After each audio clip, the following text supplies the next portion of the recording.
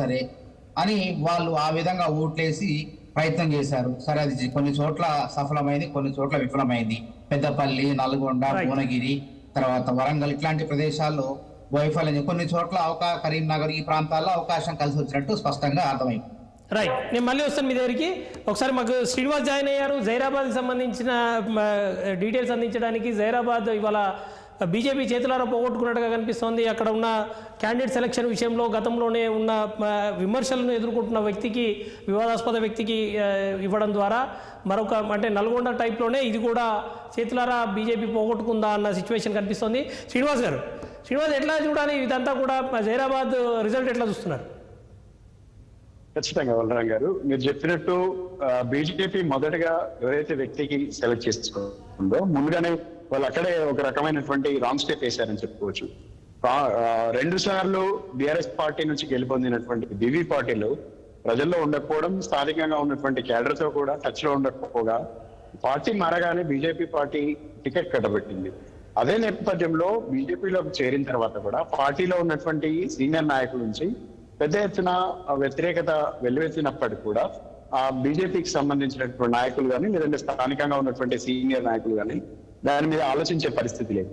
అయితే ఇప్పుడు అటు బీఆర్ఎస్ తరఫు నుంచి కూడా బీఆర్ఎస్ పార్టీ కూడా గాలి అనిల్ కుమార్ కు టికెట్ ఇచ్చింది. అయితే ఆయన స్థానికంగా పటాన్చెరు అంటే మెదక్ పార్లమెంట్ నియోజకవర్గం చెందిన వ్యక్తి అయినప్పటికీ కూడా ఆయన కూడా కాంగ్రెస్ నుంచి రావడంతో పాటు రాగానే ఆయనకు టికెట్ బీఆర్ఎస్ పార్టీ ఇచ్చింది.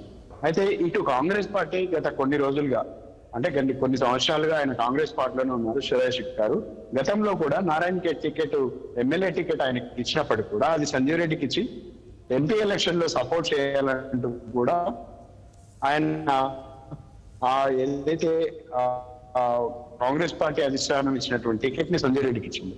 ఇదే నేపథ్యంలో జైరాబాద్ సంబంధించి ఒక విచిత్ర పరిస్థితి, ఒక డిఫరెంట్ పరిస్థితి ఉంటుంది. దీనికి సంబంధించి కర్ణాటక బార్డర్ గా ఉండడం, మరోవైపు ఇటు ఉమ్మడి మెదక్ జిల్లాకు ఉంటాయి. అయితే ఇక్కడ ఉమ్మడి మెదక్ జిల్లాకు సంబంధించి జైరాబాద్, ఆందోళ్, నారాయణఖేడ్ ఈ 3 నియోజకవర్గాల్లో కూడా కాంగ్రెస్ పార్టీ పెద్ద ఎత్తున ఓట్లు గెలిపించాయనే చెప్పుకోవచ్చు. సురేష్ శెట్టి గారు పెద్దగా ప్రచారం చేయలేదు, పెద్దగా ప్రజల్లోకి కూడా వెళ్ళలేదు. అయినప్పటికీ కూడా ఇటు బీఆర్ఎస్ అటు బీజేపీ క్యాండిడేట్లను ఒక రకంగా సెలక్షన్ లో తప్పు చేయడం వల్లనే ఇలాంటి రిజల్ట్ వచ్చిందనేది కూడా కాంగ్రెస్ పార్టీ ఒక ఆనందం వ్యక్తం చేస్తుంది.